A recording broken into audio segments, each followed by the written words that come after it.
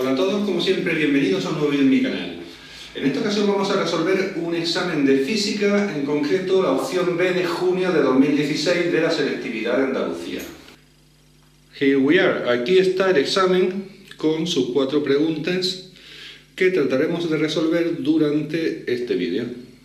Bien, en un apartado A se nos pide que definamos velocidad de escape y que deduzcamos su expresión.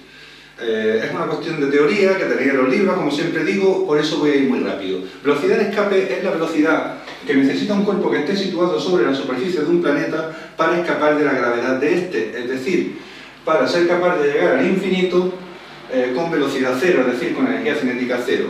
En el infinito también sabemos que la energía potencial es cero. Deducir la expresión es muy sencilla. Si sobre este cuerpo solo actúa la gravedad de este planeta, la fuerza gravitatoria es una fuerza conservativa, por lo cual se conservará la energía mecánica del sistema.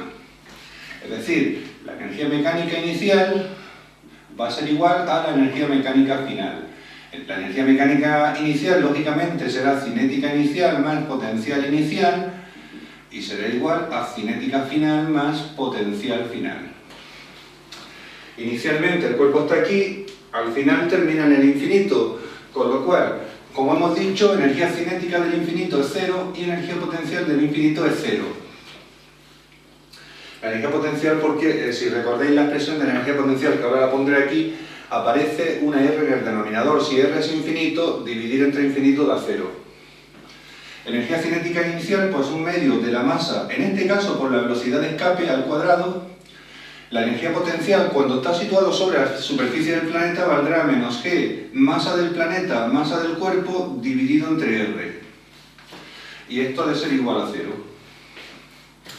Despejamos la velocidad de escape, este lo paso sumando ahí en primer lugar, y tendremos que un medio de la masa por la velocidad de escape al cuadrado será igual a G, masa del planeta, masa del cuerpo, que se me olvidó simplificarla antes, pero ahora... El 2 pasa multiplicando y el cuadrado como raíz, con lo cual la velocidad de escape sería raíz cuadrada de 2gm, masa del planeta, la m mayúscula, entre r. Y esto es lo que se nos pedía. Con esto hemos terminado el apartado A. Bueno, en un apartado B se nos dice que se coloca un satélite en órbita circular alrededor de la Tierra a una altura h. Deduzca las expresiones de la energía cinética mientras orbita y calcule la variación de energía potencial gravitatoria que ha sufrido respecto a las que tenía en la superficie terrestre. De acuerdo. Es otra cuestión más bien de teoría. Entonces, yo le he llamado R mayúscula al radio de la Tierra y R al radio orbital. Lo que sería el radio orbital es el radio de la Tierra más la altura. Para deducir la expresión de la energía cinética, obviamente la energía cinética va a ser un medio de la masa por la velocidad al cuadrado del cuerpo que estoy orbitando, del satélite. Esto sería v. Vamos a deducir la velocidad v. Para ello hay que tener en cuenta que el satélite está orbitando por la acción de la fuerza gravitatoria, que siempre va dirigida hacia el centro de la Tierra en este caso, hacia el centro de masa de la Tierra, mejor dicho. Entonces, esta fuerza gravitatoria es la responsable del movimiento circular. Tened en cuenta que si va a velocidad v, si no existiera esta fuerza, el cuerpo seguiría en movimiento rectilíneo uniforme. La acción de esta fuerza es la responsable del movimiento circular, por eso una fuerza centrípeta. Entonces, si yo igualo la fuerza gravitatoria a la fuerza centrípeta, tendré que la fuerza gravitatoria en módulo vale G, masa del planeta, masa del cuerpo, dividido entre, en este caso, el radio orbital al cuadrado. La fuerza centrípeta vale siempre mv cuadrado partido por r. Se nos va una m, se nos va esta r con el cuadrado, y despejando v, el cuadrado pasa como raíz cuadrada, la velocidad es la raíz cuadrada de gm partido por r. Sustituyendo la expresión de la energía cinética, pues la energía cinética será igual a un medio de la masa por la velocidad al cuadrado, pero la velocidad al cuadrado hace, bueno, lo voy a poner así, por la velocidad al cuadrado, gm partido por r, y lo que os quería decir, el cuadrado se va con la raíz cuadrada. Reorganizándolo, pues nos sale la expresión que viene en todos los libros. La energía cinética es igual a gmm dividido entre 2r. Esto es lo que se nos pedía en un apartado A. En un apartado B se nos pide la variación de la energía potencial que ha sufrido respecto a la que tenía cuando estaba sobre la superficie del planeta. Es decir, la variación de la energía potencial será la energía potencial que tenga al final Es decir, cuando está aquí, vamos a llamarle con primas, por ejemplo, cuando esté orbitando, menos la energía potencial que tenías cuando estaba sobre la superficie del planeta. La energía potencial sería menos G, masa de la Tierra, masa del cuerpo, que está orbitando entre radio orbitado, porque con primas es cuando está sobre la órbita, menos la energía potencial cuando está sobre la superficie del planeta, que sería menos G, masa de la Tierra, masa del cuerpo, dividido entre el radio de la Tierra. Entonces, aquí menos por menos se convierte en más, lo podría poner delante sumando, esto podría ser GMM partido por el radio de la Tierra menos GMM dividido entre el radio orbital, que lo puedo poner como el radio de la Tierra más la altura h. Lo único que puedo hacer de aquí es sacar factor común GMM. Esto implica, pues sencillamente, que el incremento de la energía potencial que se nos ha pedido sería GMM, que multiplica 1 partido por el radio de la Tierra, menos 1 partido por el radio de la Tierra más la altura del satélite. Y con esto hemos terminado el ejercicio 1. Bueno, vamos con el ejercicio 2. En un apartado A se nos pide que expliquemos lo que es el efecto fotoeléctrico y el concepto de fotón. Como son, de nuevo, otra cuestión meramente teórica, iré muy rápido. El fotón es la partícula mediadora de la interacción electromagnética. La luz no es emitida de forma continua por la materia, sino es emitida de forma discreta, en unas cantidades que se llaman cuantos. Dicho de otra forma, si tenemos un haz de luz, podemos considerarlo compuesto por partículitas elementales, que es lo que llamamos fotones. Estas partículitas no tienen masa, pero sí que tienen energía. La energía de cada una de esas es igual a la constante de Planck por la frecuencia de oscilación del campo electromagnético. Siendo la constante de Planck, como ya sabéis, 6,63 por 10 elevado a menos 34 julios por segundo. Vamos a hablar brevemente del efecto fotoeléctrico. Brevemente, porque todo esto está en vuestros libros. Entonces, si tenemos un metal, si queremos extraer un electrón de los más externos del metal, es decir, de los que sea más fácil de extraer, de los que requiera menos energía, a la energía necesaria para la extracción de dicho electrón se le llama función de trabajo del metal. Es cierto que habrá otros electrones más interiores que requieran más energía. Entonces, pero nos vamos a fijar en esto, en los más facilones, digamos. Si iluminamos el metal con radiación electromagnética de frecuencia F, es decir, con luz de frecuencia F, claro, cada fotón de esa radiación tendrá una energía que será igual a h por la frecuencia. Pueden ocurrir dos cosas. Puede ocurrir que h por la frecuencia, es decir, la energía de un fotón, sea menor que la función de trabajo, y ahí no hemos hecho nada. Como no tiene energía suficiente cada fotón para extraer el electrón del metal, porque la energía del fotón es inferior a la función de trabajo, no se produce efecto fotoeléctrico. Aquí no hay efecto fotoeléctrico. Ahora, si la energía del fotón es mayor o igual que la función de trabajo, se producirá efecto fotoeléctrico. Si es mayor, la energía del fotón, ¿qué ocurre con la diferencia de energía? Pues que se le comunica al electrón en forma de energía cinética. Salen electrones acelerados por efecto de la diferencia de energía que hay entre la energía del fotón y la función de trabajo del metal. Entonces, en este caso, la energía del fotón se empleará en vencer la función de trabajo del metal y comunicarle una cierta energía cinética al electrón. Cuando ocurre esto es cuando decimos que se produce el efecto fotoeléctrico. Entonces, habrá una frecuencia para los fotones a partir de la cual se empiece a producir el efecto fotoeléctrico. Eso se llama frecuencia umbral. Si la frecuencia de un fotón es mayor que la frecuencia umbral, habrá efectos fotoeléctricos, si no, pues no lo habrá. Y poco más que contar del efecto fotoeléctrico. Ya, por ser una cuestión teórica, como siempre, aquí lo dejamos. Vamos con el apartado P, que también es una cuestión bastante teórica. Pero bueno, hay que razonarla. Un haz de luz, tenemos un haz de luz de frecuencia F, provoca efecto fotoeléctrico en un determinado metal. Explique cómo se modifica el número de fotoelectrones y su energía cinética máxima, es decir, cómo se modifica el número de electrones que saltarán del metal y cómo se modificará la energía cinética máxima de cada uno de ellos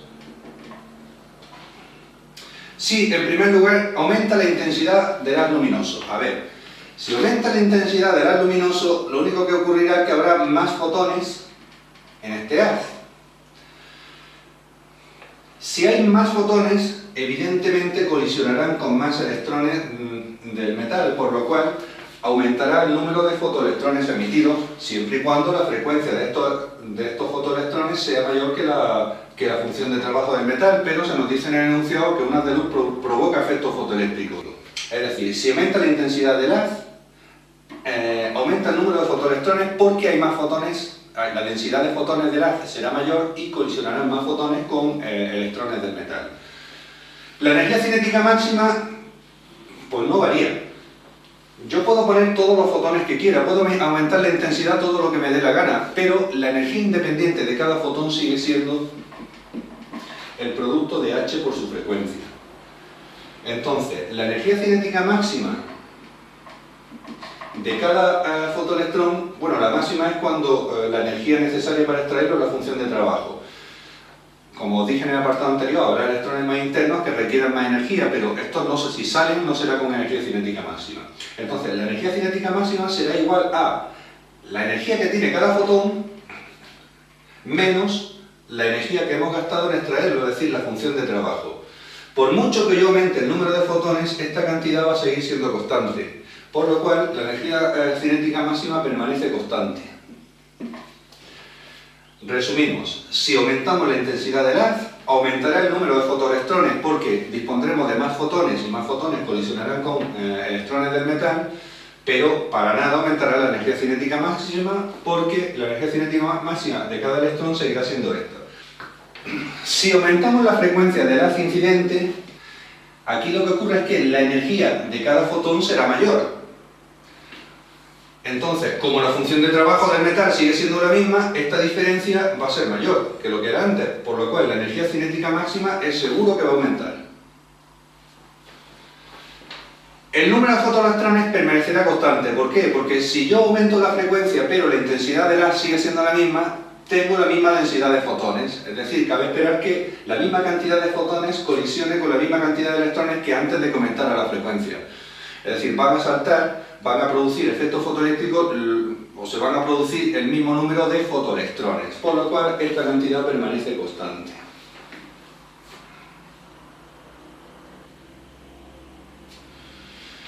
Si disminuye la frecuencia por debajo de la frecuencia umbral, como ya os dije en el apartado A, sencillamente no se produce efecto fotoeléctrico. Es decir, el incremento del número de fotones desde luego va a ser negativo, porque va a pasar de lo que hubiera antes a cero, no se va a producir efecto fotoeléctrico, y la energía cinética máxima pues desde luego va a decrecer de la que tenían inicialmente a cero, porque no va a haber ningún fotoelectrón. De hecho, no tendría ni siquiera sentido, voy a poner mejor una cruz, no tendría sentido hablar de energía cinética máxima porque si no saltan electrones, no tienen energía cinética esos electrones, por lo cual aquí es que no tiene ni sentido hablar de energía cinética máxima. Y con esto hemos terminado el ejercicio 2. Pasamos ya al ejercicio 3. En él se nos dice que una espira de 2,5 centímetros de radio, yo lo he pasado a unidades del sistema internacional, es decir, a metros, de 0,025 metros, descansa en el plano XY. Por otro lado tenemos un campo magnético de 2,5 T cuadrado Tesla, dirección K, es decir, iría hacia arriba. Si está la superficie sobre el eje XY, la dirección del eje Z sería perpendicular a dicha espira, es decir, el campo P pues, iría hacia arriba si tomamos el eje Z hacia arriba. Entonces se nos pide exactamente determine el valor del flujo magnético en función del tiempo y realiza una representación gráfica entre 0 y 10 segundos de dicho flujo. Será igual a la integral del campo magnético diferencial de S. Lo que ocurre es que como el campo magnético no depende de la posición, es constante con respecto a la posición, puede salir fuera de la integral y tendríamos que el flujo sería B integral diferencial de S, que es S, el producto escalar de B por S. Y el producto escalar de B por S pues sería módulo de B por la superficie por el coseno del ángulo que forman el campo magnético y la superficie, que tal y como os he dibujado allí, ese ángulo vale 0, por lo cual el coseno sería coseno de 0, que vale, cuyo resultado es 1. El flujo sería sencillamente el módulo de B, es decir, 2,5 t cuadrado por la superficie, que será pi por el radio al cuadrado, que sería 0,025 al cuadrado. He hecho cuentas y eso me sale 4,91 por 10 elevado a menos 3 t cuadrado, lógicamente en Weber, que sería la unidad del Sistema Internacional del Flujo. Por eso es muy importante siempre pasar la unidad al Sistema Internacional para que os dé las correctas. Ya tenemos el flujo. Se nos pedía que lo representáramos en función del tiempo. Bien, para representar el flujo en función del tiempo, lo primero que hay que observar es que evidentemente sería un monomio de segundo grado con coeficiente positivo, es decir, va a ser una parábola, va a ser una cosa así. Entonces, para t igual a 0 vale 0 el flujo, ¿no? Porque sustituyendo aquí t por 0 me da 0, partiríamos de aquí. Bien, vamos a hacer una tabla de valores en donde vamos a representar el flujo en función del tiempo. Ya sabemos el tiempo lógicamente en segundos y el flujo en Weber. Ya sabemos que para t igual a 0 vale 0, ¿no? Porque si sustituimos ahí da 0. Para t igual a 1, por ejemplo, pues valdría 4,91 por 10 elevado a menos 3. Lo vamos a representar el flujo mejor en 10 elevado a menos 3 Weber. Por 10 elevado a menos 3 Weber. Entonces, para 1, por comodidad, valdrá 4,91 por 10 elevado a menos 3. Yo qué sé, vamos a tomar, por ejemplo, los valores para 5 y para 10. Para 10 es fácil porque sería el flujo para 10 segundos sería 4,91 por 10 elevado a menos 3 por 10 al cuadrado, que es 100. Esto me da por 10 elevado a menos 1, es decir, 0,491 Weber. Como aquí lo he puesto por 10 elevado a menos 3, pues sería 49,1.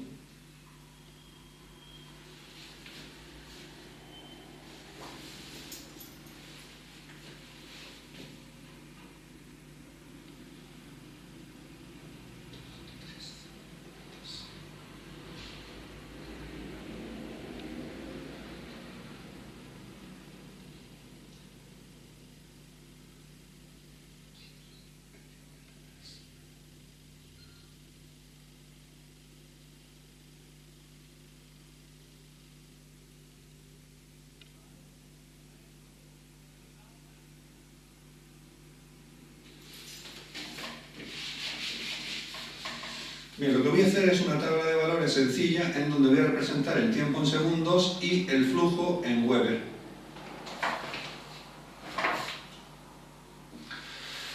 Para 0 segundos vale 0, para 10, he hecho aquí los cálculos rápidos, sería 0,491, para 10 segundos 0,491 Weber. Porque sería 4,91 por 10 elevado a menos 3 por 10 al cuadrado. Entonces, esto me da por 10 elevado a menos 1. Y sería 0,491. Por ejemplo, para 1, si el tiempo vale 1, pues valdría 4,91 por 10 elevado a menos 3. Algo así. Vamos a calcularlo, por ejemplo, para 5. El flujo para 5 sería igual a 4,91 por 10 elevado a menos 3 por t al cuadrado, así por 25. Ello me da 0,12275. Bueno, a la hora de representarlo, en 0 vale 0, en 1 pues no llega ni a 0,1, estaría prácticamente por aquí, muy pegado al eje X. En 5 vale 0,13, lo cual vendría a estar más o menos por aquí.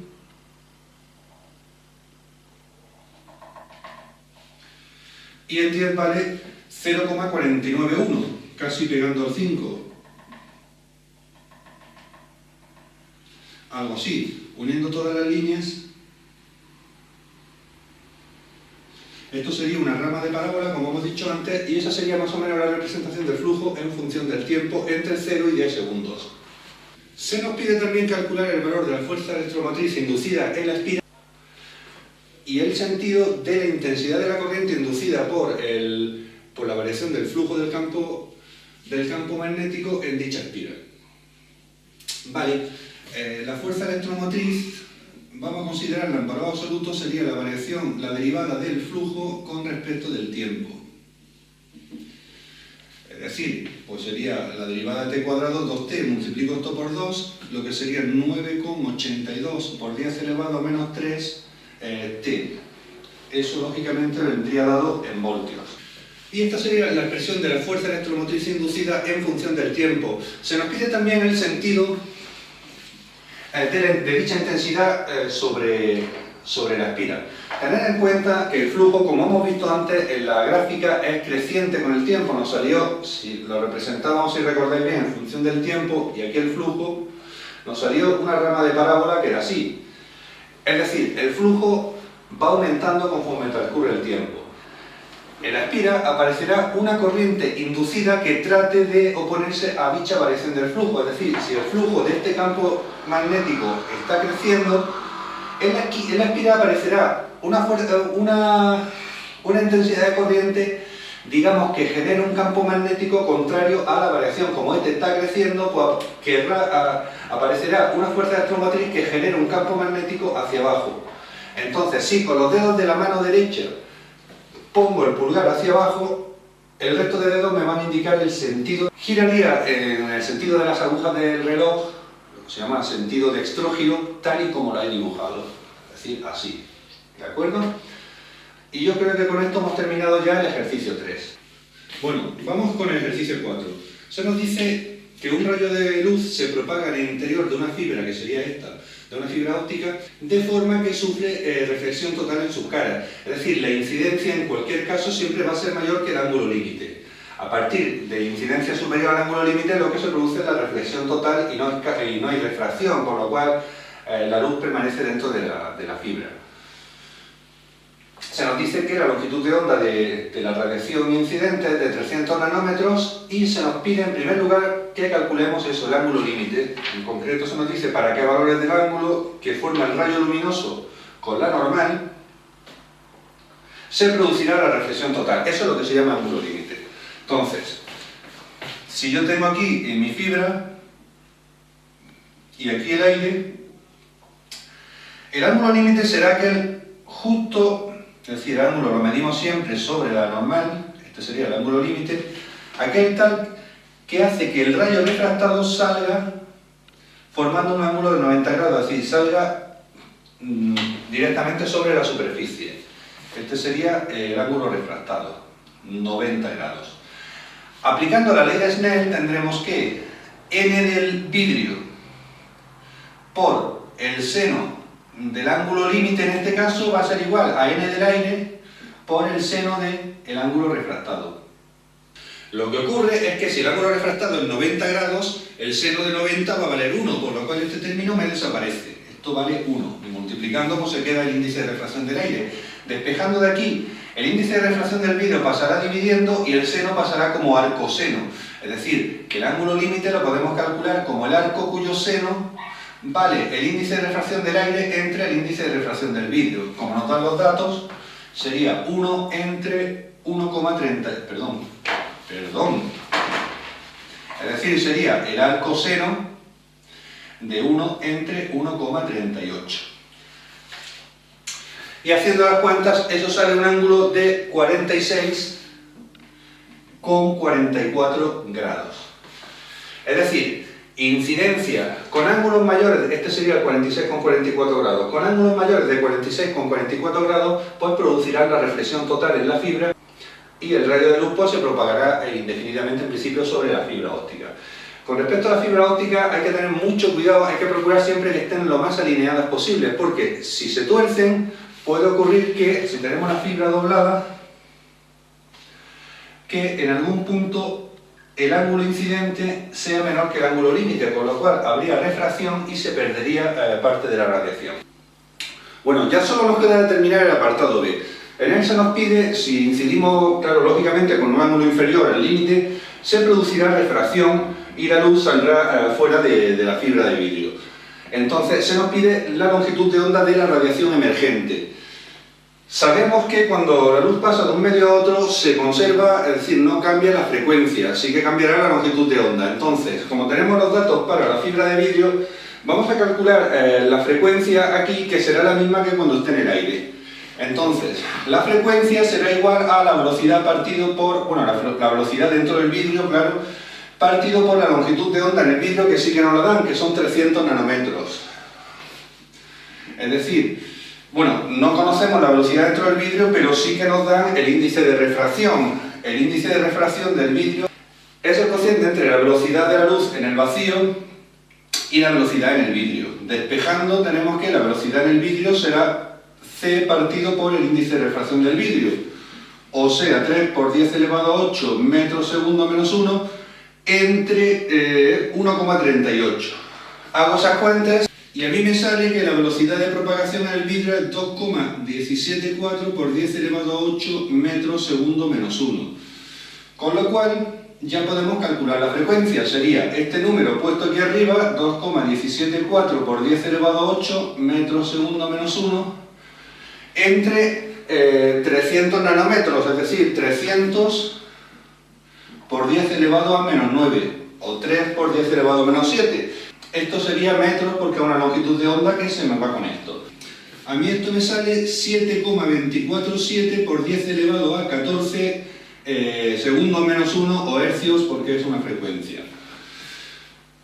Esta frecuencia será la misma, como he dicho antes, dentro de la fibra que cuando salga al exterior, al aire. Por lo cual, lo único que nos queda es determinar la longitud de onda en el aire. Vamos a ver, si en el aire sabemos que la velocidad de propagación, es decir, C, es igual a la longitud de onda en el aire por la frecuencia, pues despejando, la frecuencia pasa dividiendo. Y tendremos que lambda sub A será igual a C partido por la frecuencia. O sea, 3 por 10 elevado a 8 metros segundo menos 1 entre la frecuencia, que la tenemos aquí, 7,247 por 10 elevado a 14 segundo menos 1. Se nos van segundos menos 1 y solo nos queda hacer cuentas. A mí, redondeando, me da 4,14 por 10 elevado a menos 7 metros. Bueno, con esto hemos terminado ya el ejercicio 4 y todo el examen. Espero que os haya sido de ayuda y nos vemos en próximos vídeos. Gracias.